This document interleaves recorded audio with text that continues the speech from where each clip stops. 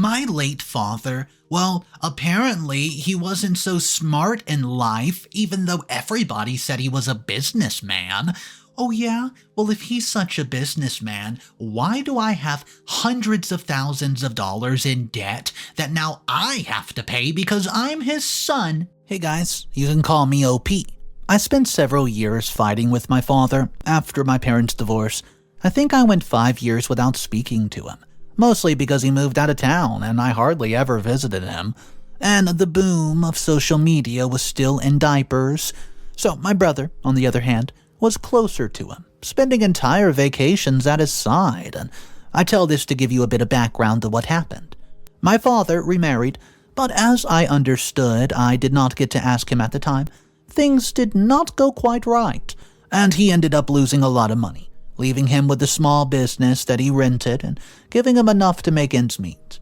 After he went through all those hardships, an illness arrived that would end up being fulminating. A very aggressive illness that left him in bed for less than a month, known as NHL, non-Hodgkin lymphoma. By then, we were talking to each other as before, and the whole family helped him in the process, although we knew it was not enough. One day, he asked to speak to everybody separately. It was an afternoon of many tears, maybe because he knew what was going to happen, and so it was said and done. The next day, he left this world, perhaps with more peace than he thought, and so began the preparations for his funeral. It was all quite a protocol, and there is one point I would like to highlight in all this. It's an uncle, my Uncle Lucas, or Uncle Lou as we used to call him, whom after talking to my father for the last time when leaving his room, I remember he was carrying a paper in his hand, something that's always seemed very strange to me. Well, what I'm telling you has to do precisely with the paper that he had. It's been about 5 months since Father's passing, and now Uncle Lou has returned. This time with some more papers in hand, and at first he was quite friendly and all. But after he told us what his visit was about, things changed. The document was a transcript of the dialogue he had with my father in his last moments, where he apparently apologized to my uncle for all the money that he borrowed from him in his life, or at least in the past few years. Kind of a strange thing to talk about, no? Well, actually, the documents were about settling the debt, but this time they were perpetuated to his direct heirs, which are my brother and me. When I saw the debt, I almost fell out of my chair, and when my brother saw it, he asked me if it's true. I asked him the same question, since he was the one who had the best relationship with Dad, but he didn't know anything about it either. My uncle was a little embarrassed to have to show that, but he said that he should, since it was one of the promises Dad made to him before he passed away. When he said goodbye to all of us, my uncle was one of the last people to talk to him, so we have no way of confirming that everything he says is even true. However, even though he may not have been the wisest man in business, I can at least say that Dad was a man of his word, and it was something he taught us all well. Furthermore, the document bore his signature, which guaranteed that it was indeed a testimony on his part. The issue that complicates everything is one of the clauses in the document, where the debtor is required to give at least 10 times the original amount. Yeah, that's right, 10 times more. To an amount that in itself is way too high. We'll be bankrupted, my brother and I told ourselves, but at least Uncle Lou said that he was going to give us some time to be able to pay him back, even offering to do it in parts. What was I supposed to say to him? Aw, thanks for being so considerate, Uncle. Not if this will leave us in such an awful position. I mean, my mom was absolutely furious about this, and to the point of almost insulting my father in his own grave.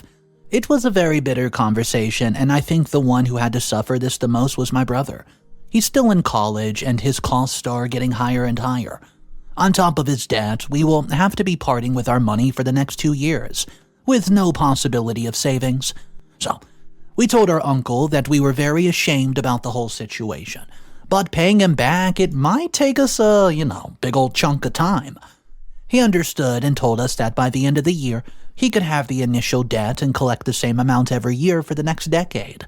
That's enough so that he would not have to work half the year, so we're giving him almost half of a year's salary. I don't understand what Dad got himself into, or what he's thinking when he left us this astronomical debt. But if there's one thing I'm for sure of, it's that it ruined a lot of the plans that we had in mind. We sold a lot of his stuff, but before you judge us, it was stuff that was not going to be of any use to us. But we spent the money on my brother's college and other household expenses, so now we're having a hard time paying for everything. If we had known about this debt before, maybe we could have been more cautious about making all these expenses. Maybe everything I'm writing feels very light, but you really don't know what it's like to have a debt of this magnitude for what'll be a big part of your life. Outings, vacations, remodeling, even, God forbid, accidents or eventualities, all of that now has to be looked upon sideways. All because Dad left us the best inheritance of all, debt. Update number 1, a week later. Today we had a visit from one of our aunts, my dad's older sister. We haven't talked much since Dad's death, but we felt that we should connect more. Some of her children are abroad and she feels a bit lonely, so we welcomed her in with open arms. Anyways, we talked about a lot of things, and in between we touched on the subject of my uncle's debt.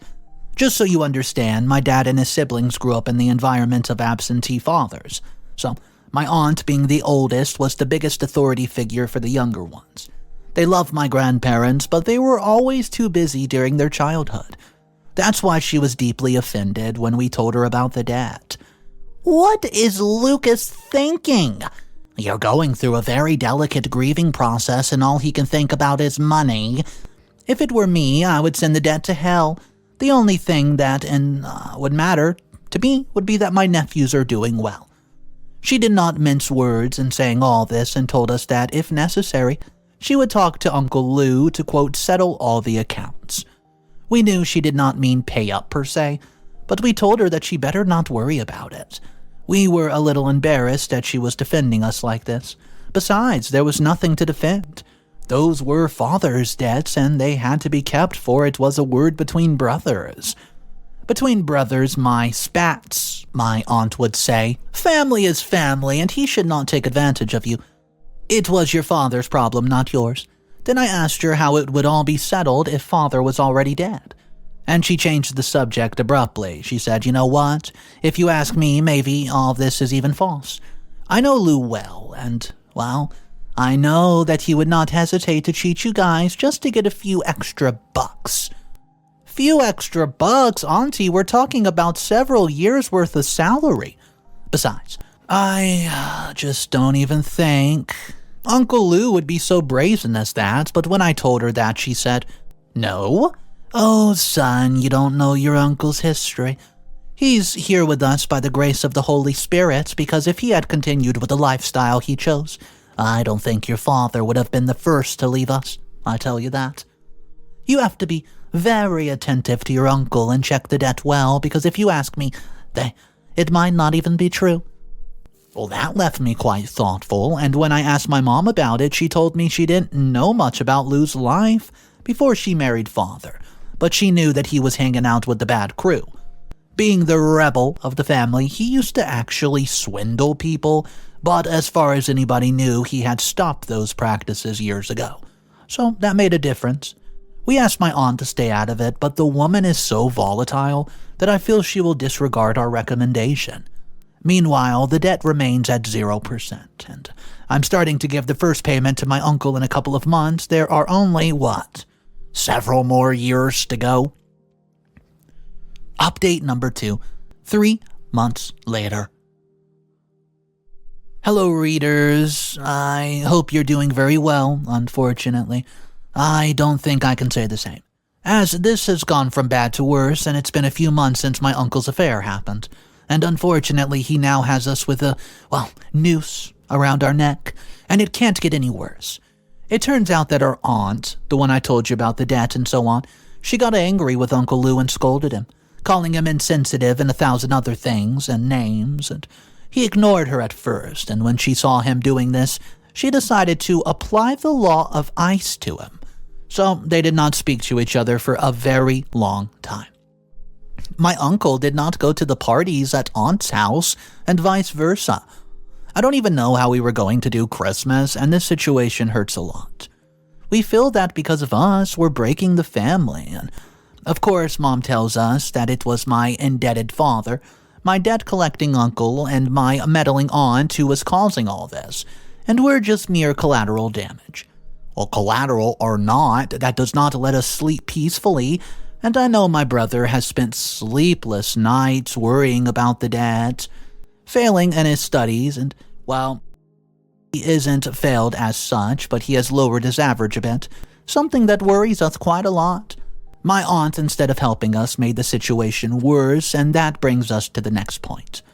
Uncle Lou got upset after the last argument he had with her, and now he told my brother and me that we should hurry a little more with the money.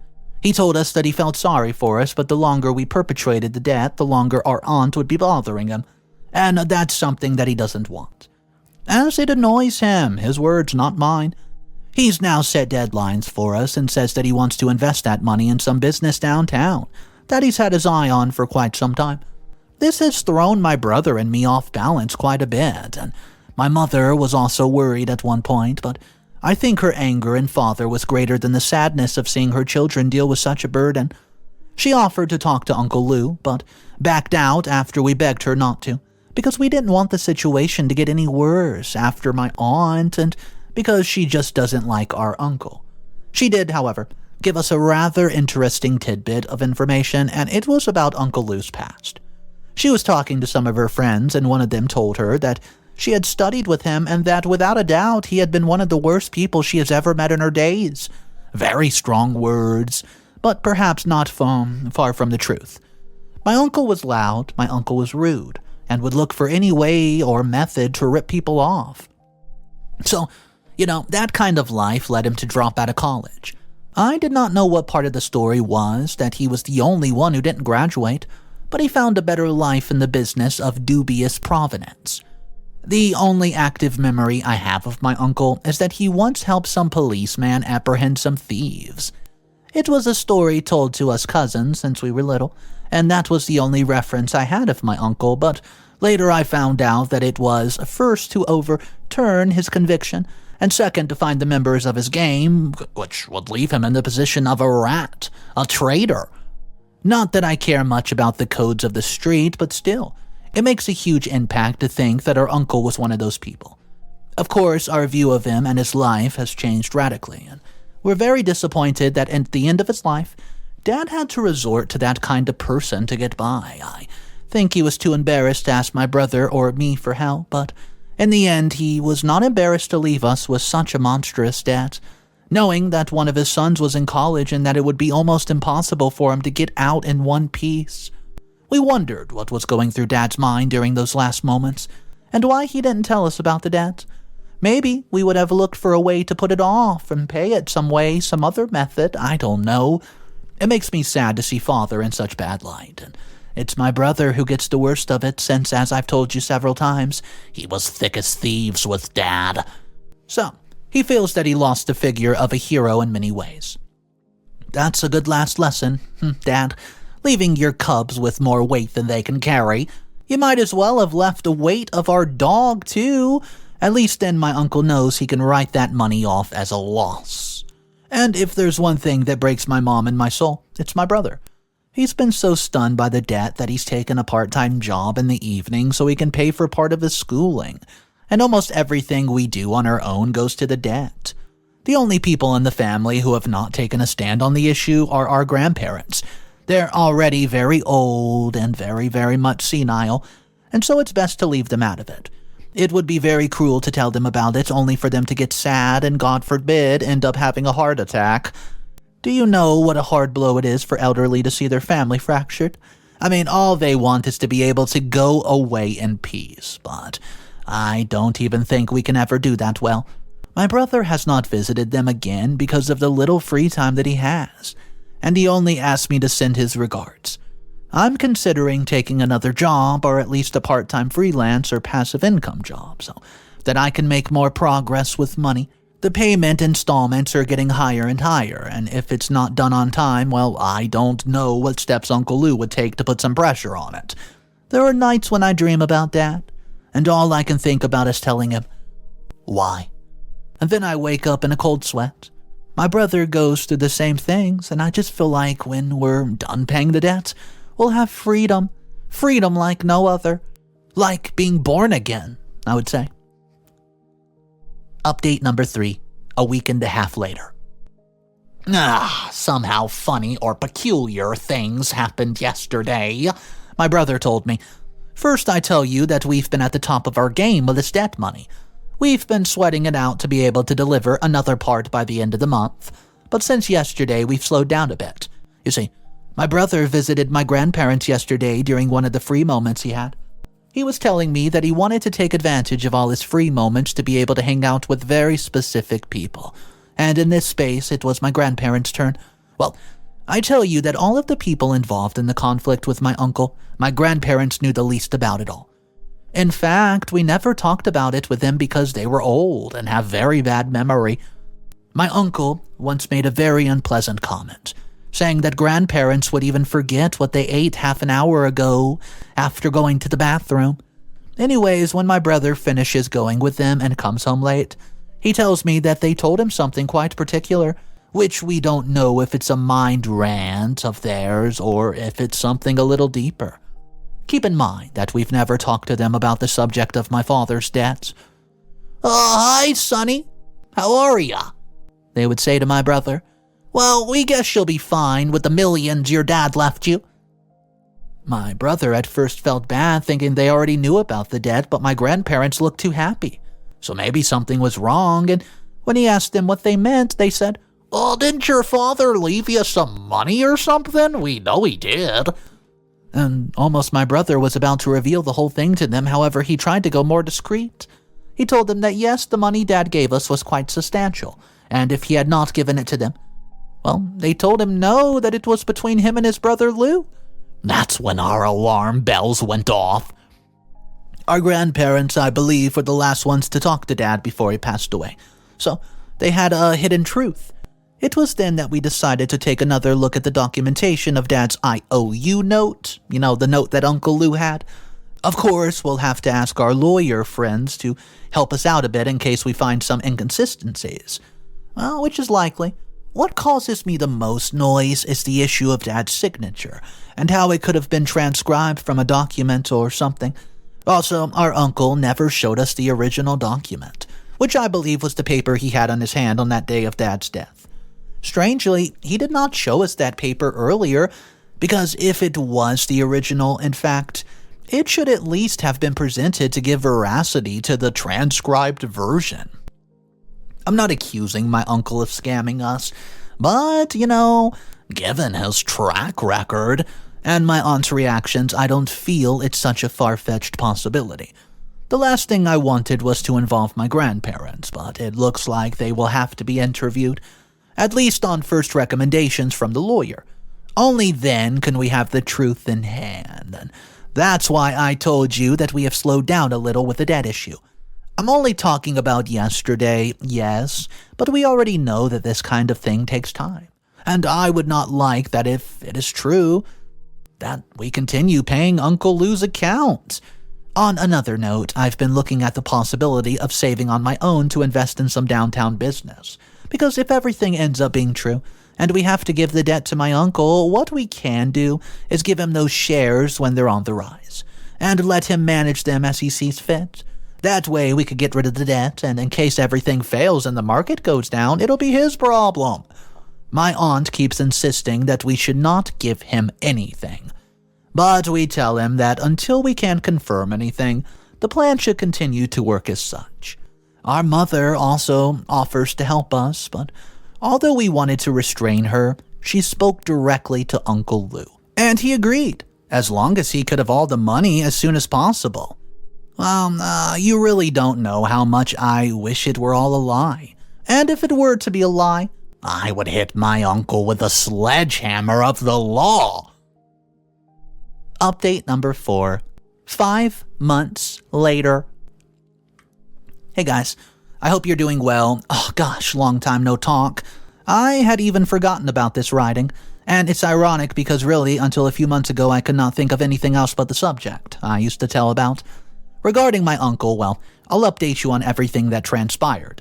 In the end, we were able to prove that the documents about my dad's death were not only false, but they were wrong.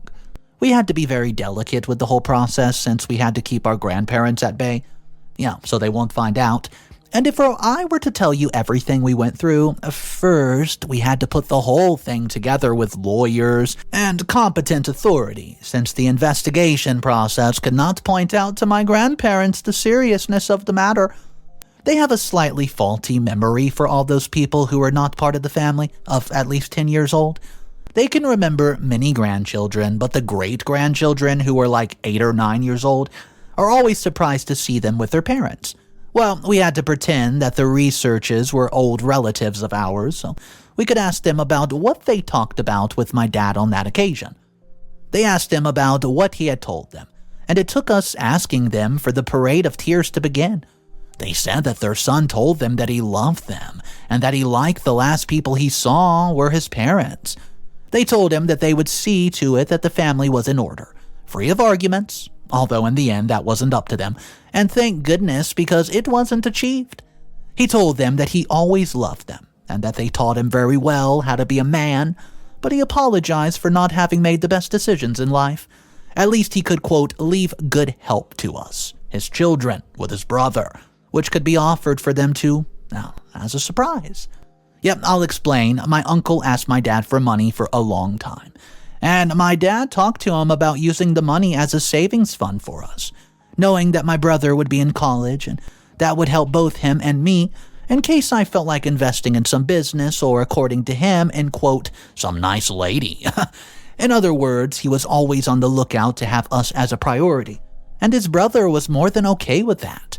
However, he was always a bit of a thorn in our side. So, my dad started saving funds for 2 reasons, or rather, with 2 conditions. Number 1, because my uncle was always late in paying him back, so he had told him to keep it for the future. And 2, so that the interest would accumulate. My grandparents told me about all this, how my dad would unburden himself to them because he didn't want to involve anyone else in the family, because they were so short of memory. It didn't matter if he suddenly let go of his tongue too much, but who would have thought that in the end their memory would hold up and solve this? They say there was one occasion when my father got upset with Uncle Lou and told him that he needs the money now. But he told him to excuse him and begged him not to give it to him for the time being. That's when the 1,000% interest thing came up. He told her that he could pay it all into the savings fund that we have, and of course then Dad's illness, and he knew that talking about money in the last moments was out of place. So when he talked to my uncle, it was decided to sign the agreement, and it would be the same paper that I saw in his hands that day. The answer was with us the whole time, and our rat of an uncle never told us the truth.